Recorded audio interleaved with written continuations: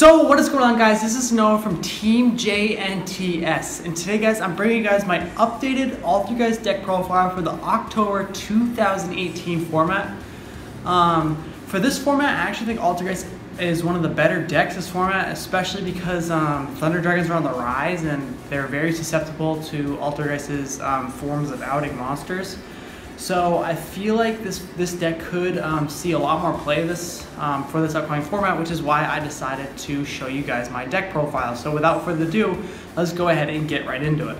To start things off, guys, we play obviously 3 copies of Multi-Faker.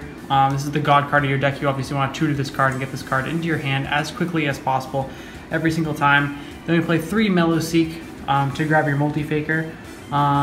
3 Marionetter. You want to maximize on your starter cards, of course. And an interesting choice that I decided to play was 3 Silquitas. So for this deck, guys, I actually personally love 3 Silquitas because you want to be resolving Multi-Faker as many times as you possibly can, guys. So and by having 3 Silk, you can send them to the grave more often. And actually add your traps back to your hand, which allows you to extend your combos and continue off on your plays.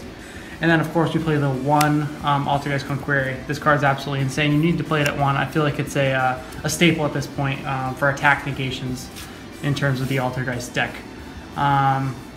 So now for our standard hand trap lineup, we play 3 Ash and 2 Ogre. I feel like 5 hand traps are enough. Ash is the best hand trap this format, and Ogre is also pretty good for hitting Summon Sorceress, which is also very, very good. I don't think Droll or Cherries is very good this format, in my personal opinion. So now on to the spells. We play 3 copies of Pot of Duality. You want to see this card in your hand pretty much every single first turn. The only time this card becomes awkward is when you have Pot of Duality plus Milu Seek, because you can't special summon the Link Karibo using your Milu Seek if you use Pot of Duality, but if you don't use your Milu Seek, you won't really see your combo pieces. So it can be kind of an awkward hand, but that doesn't happen very often, and you want to see this card relatively quickly as possible. Digging 3 cards deep in your deck is very powerful and can really start your plays, especially when you have the possibility of seeing your Marionetter or your Multi-Faker. So another choice that I played is Secret Village and Spellcasters. I love this card so much more than Anti-Spell Fragrance or Imperial Order. There's no cost. All of your cards are spellcasters, so like it doesn't really matter. And like the fact that if you don't control a spellcaster, you can't activate spell cards. Like who cares? Like you don't play spell cards anyways. Like it doesn't. The downsides just don't even matter. And in terms of the meta, like not really many decks besides like Mech Knight Invoke have spellcasters, and like maybe just like the Fairy Tale Snow of the Burning Abyss, but like this card doesn't really do anything as Burning Abyss anyways. But yeah, this shuts down strikers. Like it just hurts so many decks that require spells because they don't necessarily have spellcasters. Anyways, 3 Protocol. This card is insane. You want to see this card every single duel, first turn, every single duel. It doesn't even matter. If you don't see this card, things become tougher. You want to be adding this off of Marionetter every single time. And the reason I play 3 is because you want to be resolving Marionetter as many times as possible, because sometimes you bounce your Marionetter back to your hand off your Silquitas and you want to normal summon it again, and you want to make sure you have enough targets for Marionetter, as well as seeing this card as quickly as possible.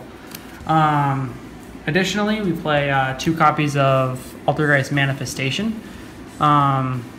This card is also absolutely insane. I love the combo where you can activate this, bounce it back to the hand, and it still resolves. I use this a lot. Send Multi-Faker to the grave, or link away Multi-Faker, then activate this to trigger Multi-Faker's effect again, which is absolutely insane. I like 2 because I like being able to banish 1 to like add an ALTERGEIST trap back to my hand.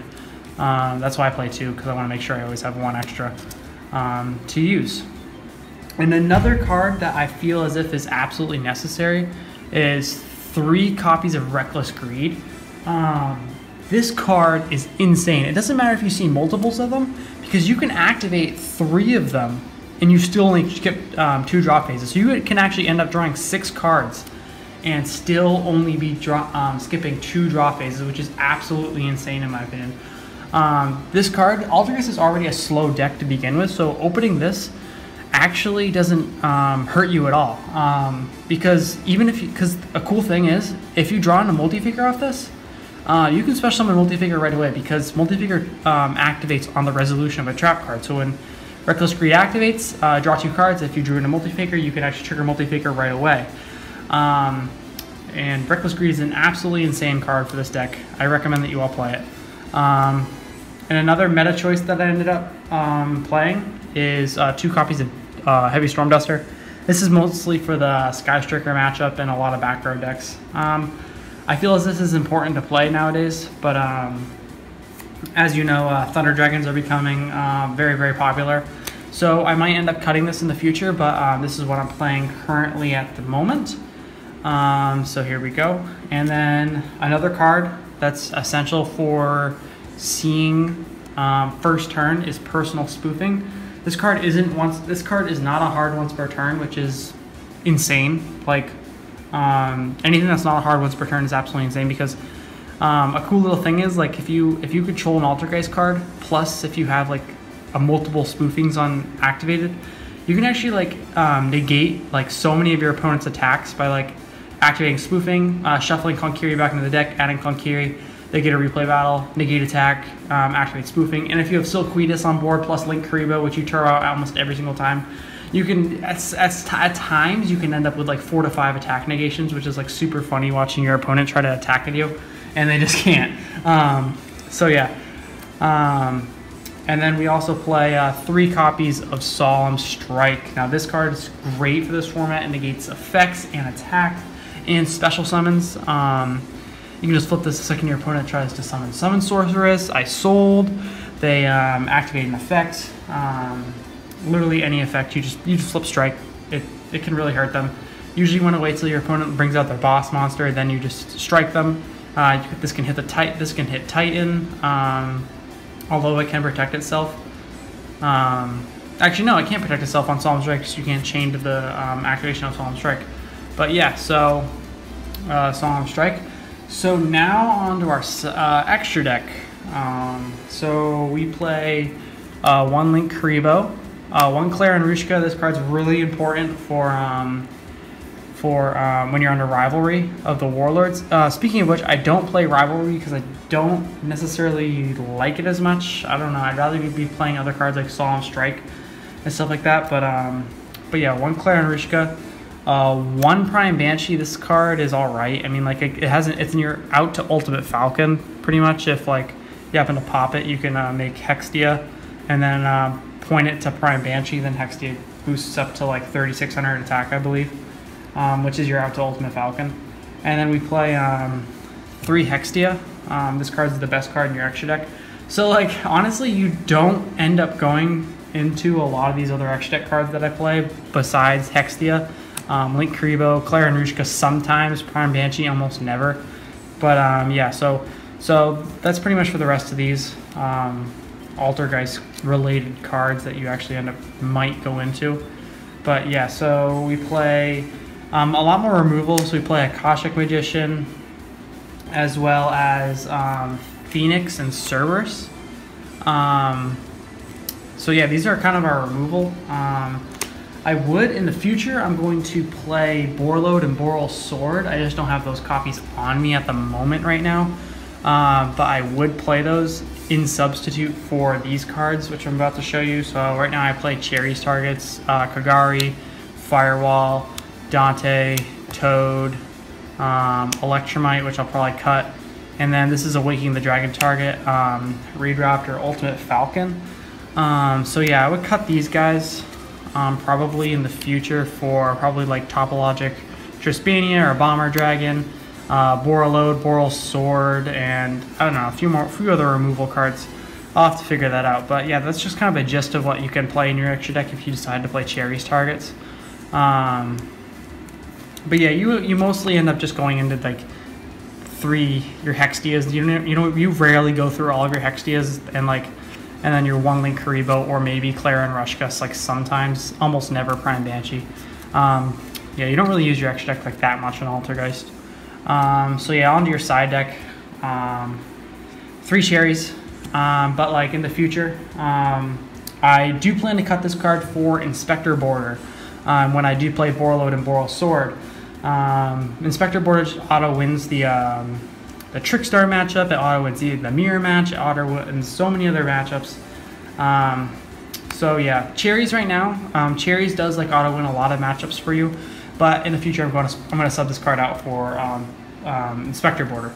I play the last copy of Ghost Ogre for going second. This deck struggles going second, so having hand traps in your hand is very useful. And 3 Wiretap also for the mirror. I don't know how I feel about it. I'm still thinking about whether I want to cut it for something else, but yeah, I also play Evenly Matched. Is another card I don't have on me right now. They're actually all coming in the mail. I gotta get them. But yeah, I also play Evenly Matched in this deck. So I'm only showing you 12 out of the 15 extra deck cards. So yeah, then I play 2 Terraforming. So 2 Terraforming is forced to search out Secret Village. So if you're playing against Sky Striker, and Secret Village is pretty much an auto win against Sky Striker, siding this in is excellent. Like it allows you to see your Secret Village really fast. That's another reason why I like Secret Village over Anti-Spell or Imperial Order, is that you can play 5 copies of Spell. You can't like 5 copies of Floodgates that don't allow for spells. Whereas with like Anti-Spell, you can play 3 Anti-Spell, 1 Order, and I guess you can play Secret Village as well. But I don't think Anti-Spell's as good as Secret Village. And then for my last card, I play 3 copies of Waking the Dragon. So for this format, people are moving back row like crazy. And if you hit them and then you can summon your Ultimate Falcon on them, not only does that give you the potential to win that game like immediately, but you really scare your opponent for the future for them hitting your back row. Like they might think twice the next time before they activate that Twin Twister's MST or Heavy Stormduster to knock out your back row, which can actually help you out and allow you to continue extend your plays. So that's why I play Waking the Dragon, guys. So yeah, so that kind of concludes the deck profile, guys. I hope you all enjoyed the video. Like I said, we're going to be posting 2 to 3 times a week while we're in college, and then when we're on break, we're going to pick it back up and probably post closer to 5 times a week. But yeah, guys, that's the deck profile. I hope you enjoyed it. This is kind of like anti-Thunder Dragon. It kind of takes out the meta. It takes anti-Thunder Dragon, anti-Sky Striker. It really knocks down the meta. I believe it's one of the best decks this format, Altergeist. But yeah, so that concludes the deck profile, guys. Thank you so much for watching the video. Be sure to like, comment, and subscribe. Let us know down below what you guys want to see in future videos, and we'll see you all in the next video.